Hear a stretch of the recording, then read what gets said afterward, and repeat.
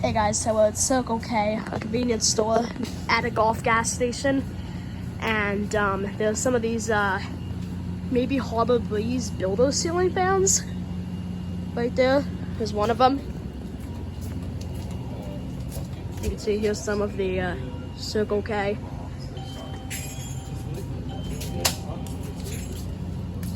Sorry about that. But here's one of them right there. Right there's one of them.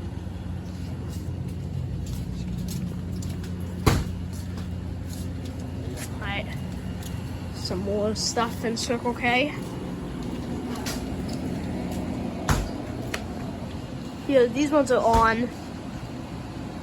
Yeah, these are on, these ones. There's 4 of them in here. So one more down. Well, that one is kind of wobbly. You can see the drop ceiling. This is my, here, I'll tell you in a second. Didn't realize there were people waiting there. I probably should have, Alright guys, just to tell you why I do a tour of this place a little bit as well, because it's a very cool little convenience store. Alright guys, so just to tell you,